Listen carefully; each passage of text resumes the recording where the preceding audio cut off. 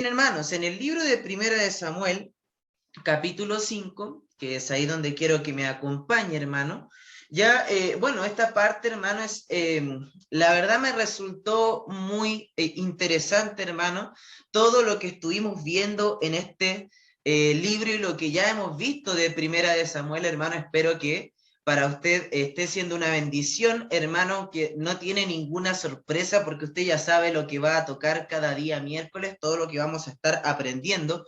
Pero ¿sabe por qué es interesante la historia del día de hoy? Lo que vamos a estar viendo en Primera de Samuel, el capítulo 5, porque Dios, inspirando este texto, hermano, pone un poco de lado al pueblo de Israel para hablarnos de algo que está sucediendo con los filisteos.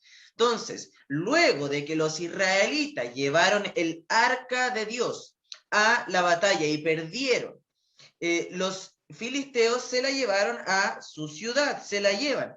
Lo que parecía para los filisteos un gran botín de guerra se transformaría, mi querido hermano, en una terrible pesadilla. Porque en aquellos días, mi querido hermano, se creía que aquellos dioses que cada pueblo tenía iban a la guerra con el pueblo. Entonces, el pueblo que vencía no era ni siquiera porque tenía mejor poder, era porque tenía mejores dioses. Entonces, para ellos, en la mente del filisteo, su dios, que será mencionado como Dagón, Dag, que significa pez en hebreo, luego vamos a ver qué significa un poquito eso, pero ellos pensaron que Dagón y sus dioses habían vencido al Dios de Israel. Y Dios, hermano, le daría una fuerte lección al pueblo de los filisteos, contradiciendo esta errada idea. Porque ellos no ganaron, hermano, su batalla porque su Dios, Dagón, y sus dioses era más fuerte o poderoso que el Dios de Israel, sino más bien verían que la única razón para que el arca de Dios, que era la representación de la presencia de Dios, no la presencia de Dios en sí, la única razón para que ellos tuvieran el arca de Dios ahí con ellos en tierras filisteas era porque Dios estaba permitiendo esto, porque Dios en su soberanía estaba permitiendo esto con un propósito en específico. El pueblo de Dios estaba en decaimiento espiritual y por el propio accionar del pueblo judío, del pueblo israelita, ellos ahora tenían en su poder el arca de Dios. Y el punto, hermano, es que hoy en día algunos cristianos que están llegando a la fe, cristianos nuevos, los bebés espirituales, incluso algunos de hace tiempo, quizás usted en algún momento se lo ha cuestionado, empiezan a cuestionarse la fe, la Biblia o el Dios de la Biblia. ¿Y por qué razón? Porque nosotros vemos hoy en día que existen muchos otros dioses, otras religiones, y cómo saber que la fe que nosotros estamos proclamando, lo que nosotros estamos haciendo el día de hoy, es real. Bueno, hermano, esto se puede saber de muchas formas, pero lo principal que cada uno de nosotros podrá notar es que el Dios de Israel, al cual nosotros adoramos, digo el Dios de Israel para identificarle bien, hermano, el Dios de Israel, hermano, que está aquí en la Biblia, el cual estudiamos en este día y estamos abriendo su palabra el día domingo, el día de mañana las damas, el viernes los jóvenes, el día domingo en la escuela dominical, en la mañana y en la tarde. ¿Qué hacemos todos estos días? Es hablar del Dios de Israel, que tiene poder verdadero sobre la vida de las personas para poder transformarles y cambiarles, donde ningún otro Dios ni ninguna religión puede hacer eso, porque todas las otras religiones, todas las otras fe que existen, hermanos, son la tradición, la doctrina de algún hombre o hombres. Este Dios verdadero que nosotros vemos es representado en nuestra Biblia y en especial en el texto que vamos a ver hoy en Primera de Samuel capítulo 5, lo cual tiene una fuerte aplicación para cada uno de nosotros hoy en día y pretendo, hermano, enfocar mucho el Dios y por qué el Dios de Israel es el único y verdadero Dios. Y vamos a ver dos cosas en cómo Dios le demostró esto a los filisteos y cómo Dios demuestra esto a los inconversos hoy en día y cómo usted como cristiano puede estar mostrándole esto a los inconversos de hoy en día, hermano.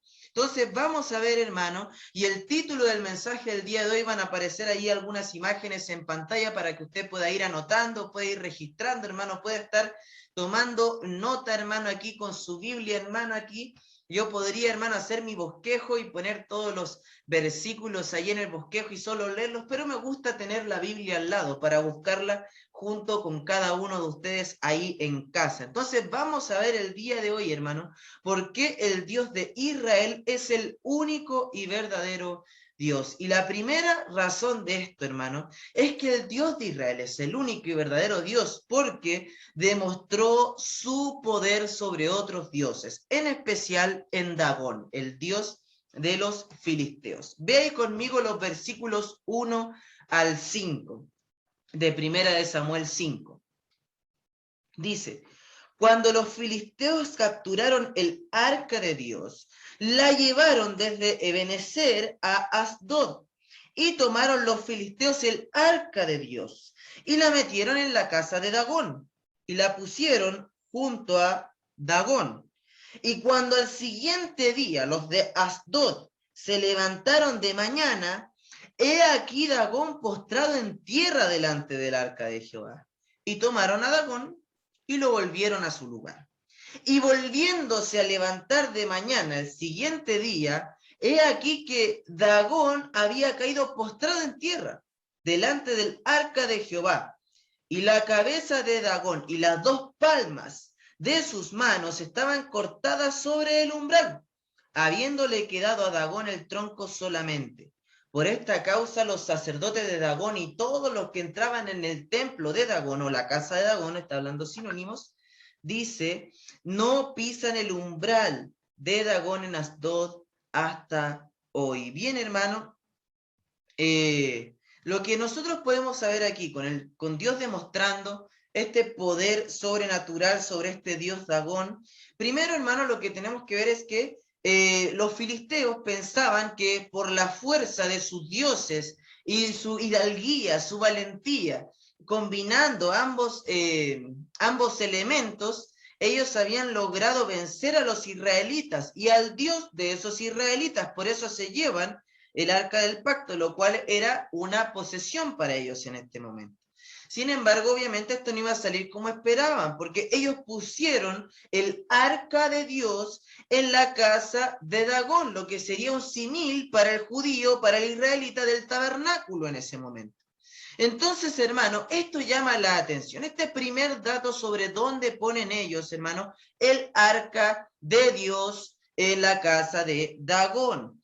¿Por qué, hermano? Porque imagínese usted con lo que menciona la ley de Moisés, si alguna vez ha podido leer el Pentateuco, hermano, si recuerda las clases que nos hacía nuestro hermano Ricardo, el hermano Orlando a veces, sobre el Antiguo Testamento, hermano, lo que usted puede estar viendo es que si el pueblo de Israel vencía a otro pueblo en batalla, ellos no tocaban aquellas cosas contaminadas.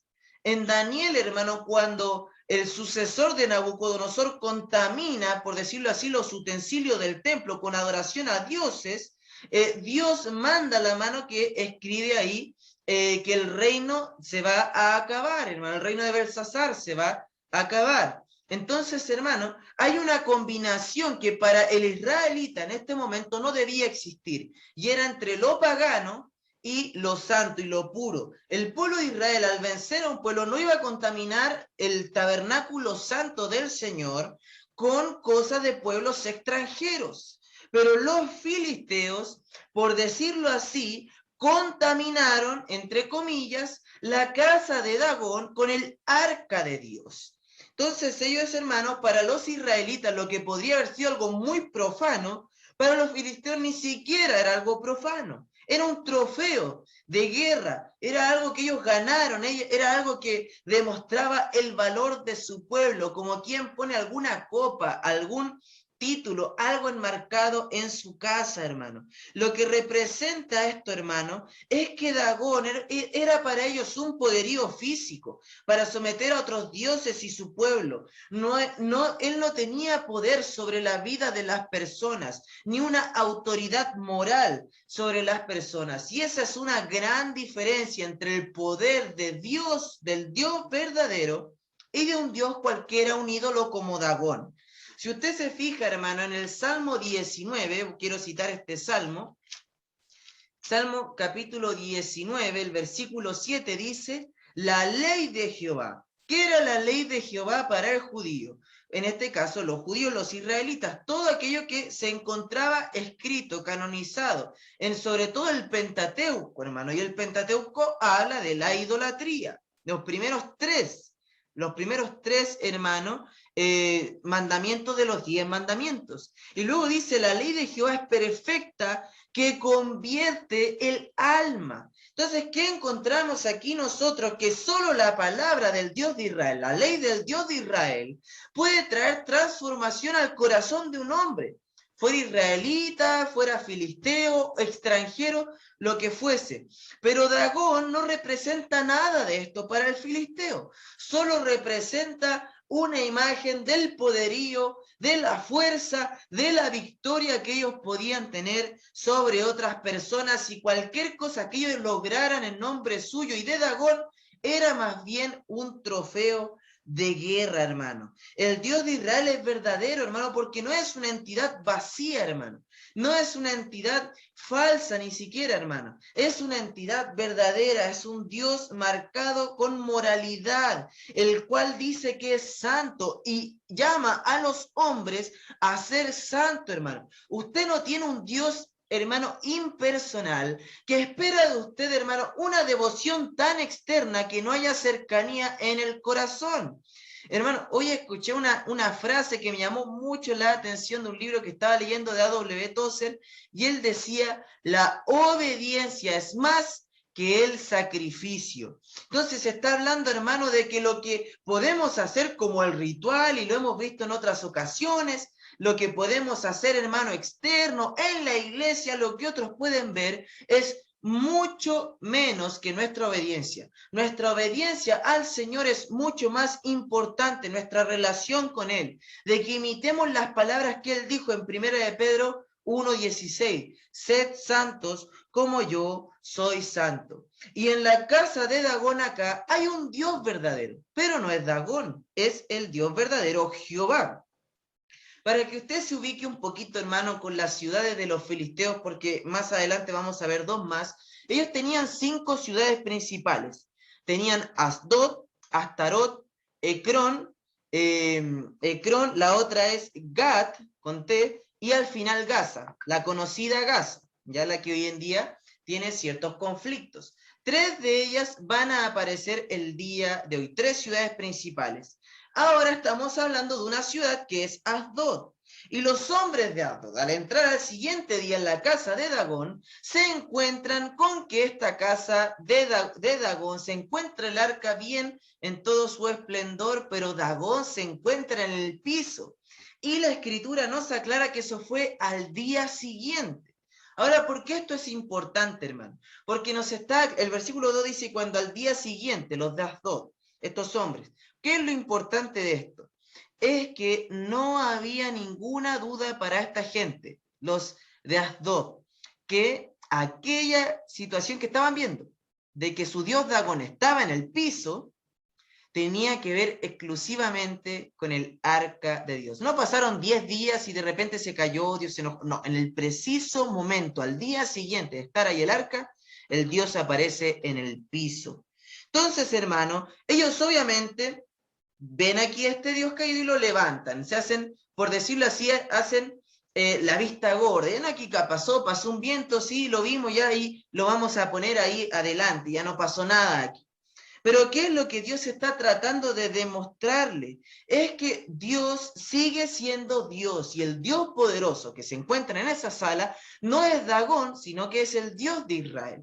No es Dagón, no existe Dagón, es un Dios falso, es un ídolo.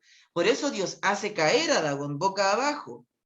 Por eso, toda la victoria que ellos pudieron experimentar antes no fue por Dagón, no es por ese Dios que está en el piso, es por ese arca que representa la presencia del Dios verdadero.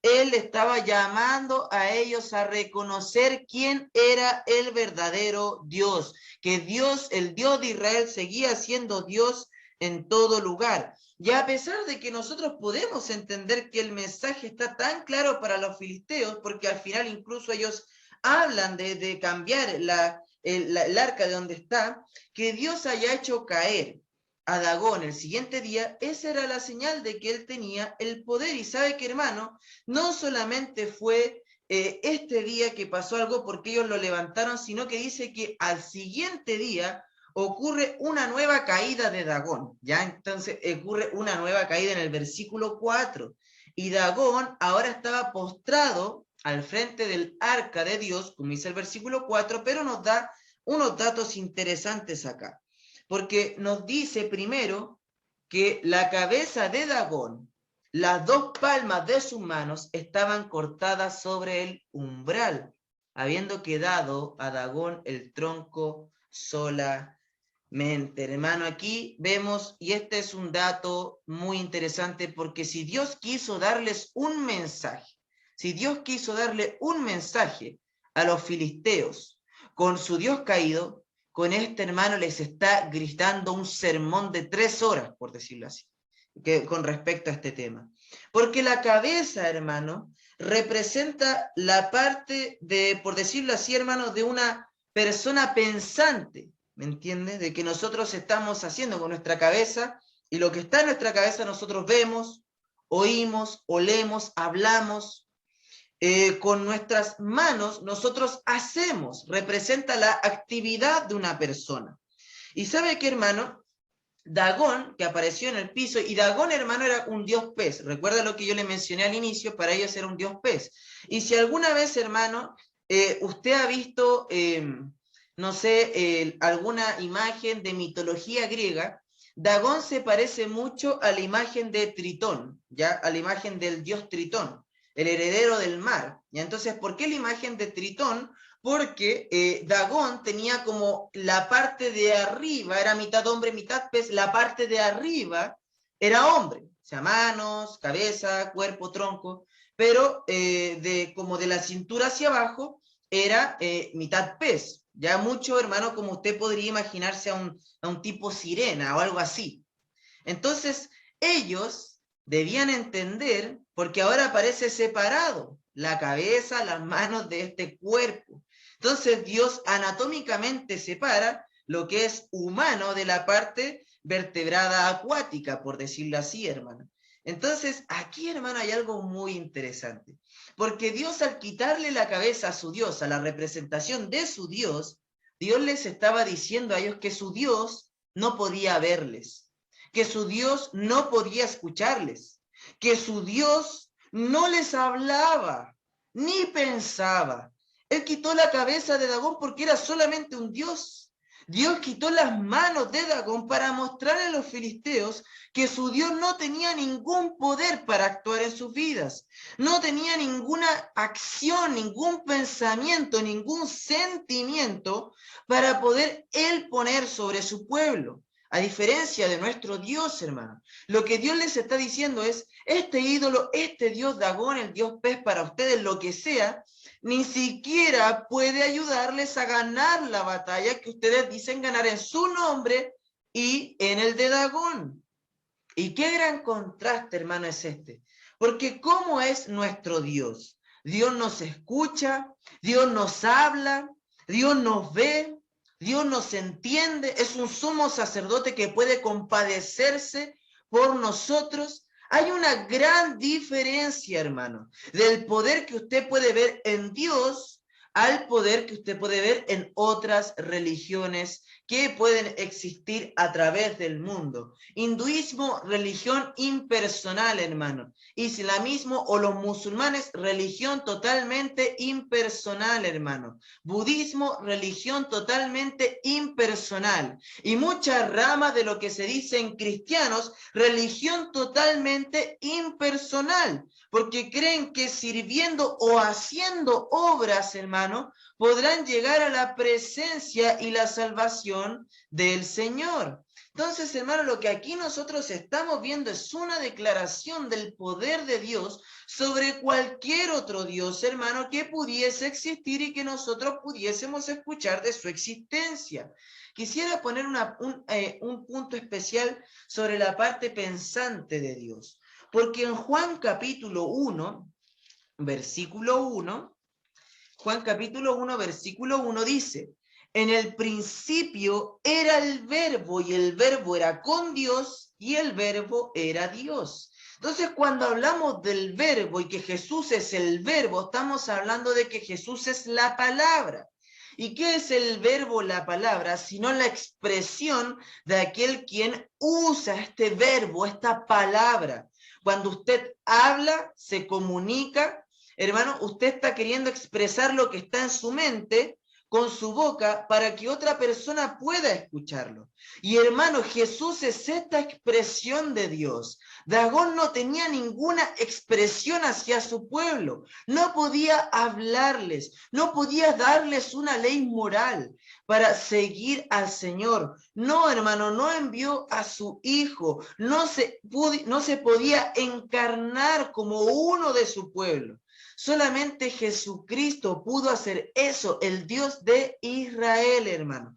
Su poder es distinto, hermano. Y aquí vemos, hermano, con la cabeza de Dios, con su ser pensante. También quisiera resaltar algo acerca de sus manos, porque en Esdras 7, versículo 6, es una frase que a mí siempre me ha gustado mucho, hermano, en Esdras 7, 6, que dice: era escriba, hablando de Esdras, diligente en la ley de Moisés, que Jehová Dios de Israel había dado, y le concedió el rey todo lo que pidió, porque la mano de Jehová su Dios estaba sobre Esdras, hermano. Lo que Dios le está mostrando a estos filisteos y el mensaje que le da es: ni siquiera ustedes podrían decir esto de su Dios. Aunque sea muy figurativo y antropomórfico decir la mano de Dios está con nosotros, hermano, usted puede saber, la mano de Dios está con nosotros, nos cuida, nos protege, nos guía, nos ama, nos anima, nos fortalece, nos desafía, hermano, nos llama al servicio. Está ahí el Señor con nosotros, es un Dios personal.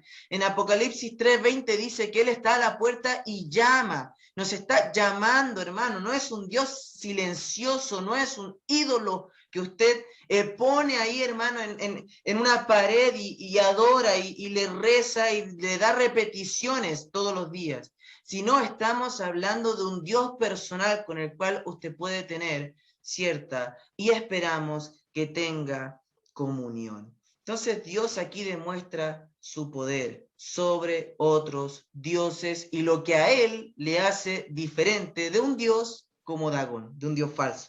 Vamos ahora a ver los versículos 6 al 12. Ya, hermano, y si usted dice: uy, Fabián, pasó en 5 versículos harto rato y ahora vienen como 7 versículos, la verdad, hermano, los primeros 5 versículos creo que eran los más importantes, nos demarcan aquí lo que es la línea del texto, lo que está hablando, hermano. Por eso tomé más tiempo en que podamos reflexionar en lo que aquí hay, porque ve ahora del versículo 6 al 12 y hay como una repetición, hay como un patrón en el pueblo filisteo. Ve ahí conmigo el versículo 6 al 12. Y se agravó la mano de Jehová. La mano de Jehová con su pueblo estaba ahí para guiarle, pero con estos filisteos se agrava la mano de Jehová sobre los de Asdod, y los destruyó y los hirió con tumores en Asdod y en todo su territorio. Recuerde, le mencioné que Asdod era una de las 5 ciudades más importantes de los filisteos. Y viendo esto, los de Asdod dijeron: no quede con nosotros el arca del Dios de Israel, porque su mano es dura sobre nosotros y sobre nuestro Dios Dagón. Es sobre su Dios ahora, no era su Dios superpoderoso, por supuesto que no. Versículo 8. Convocaron pues a todos los príncipes de los filisteos y les dijeron: ¿qué haremos del arca del Dios de Israel? Y ellos respondieron, pases el arca del Dios de Israel a Gat, otra de las ciudades importantes. Y pasaron allá el arca del Dios de Israel. Y aconteció que cuando la habían pasado, la mano de Jehová estuvo contra la ciudad con gran quebrantamiento, y afligió a los hombres de aquella ciudad, desde el chico hasta el grande, y se llenaron de tumores. Entonces enviaron el arca de Dios a Ecrón, otra ciudad importante para los filisteos. Y cuando el arca de Dios vino a Ecrón, los ecronitas dieron voces diciendo, han pasado a nosotros el arca del Dios de Israel para matarnos a nosotros y a nuestro pueblo. Y enviaron y reunieron a todos los príncipes de los filisteos diciendo, enviad el arca del Dios de Israel y vuelva hacia su lugar y no nos mate a nosotros ni a nuestro pueblo, porque había consternación de muerte en toda la ciudad y la mano de Dios se había agravado allí y los que no morían eran heridos de tumores y el clamor de la ciudad subía al cielo. Entonces ya para este punto, hermano, como le dije, hasta el versículo 5, ellos debían haber entendido el mensaje de Dios, diciéndole, tu Dios no es ni el 0,00 y póngale los ceros que quiera, 1% de lo poderoso que yo soy. Pero no entendieron el mensaje. De hecho, ¿qué hicieron? Según el versículo 5 que leímos, los sacerdotes no pasaban por el umbral donde su Dios se cayó.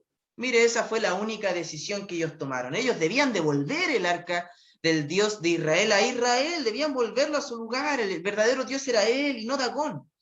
Sin embargo, hermano, esto no pasó porque ellos siguieron con el arca, lo cual hizo que la mano de Dios se agravara. Porque ellos debían haberse arrepentido, debían haber dicho, aquí hay un Dios verdadero. Y de hecho, en el versículo 8 pareciera que le reconocen como más poderoso, perdón, en el versículo 7, como más poderoso que su propio Dios. Pero ni aun eso les lleva a tomar la decisión de ir y entregarla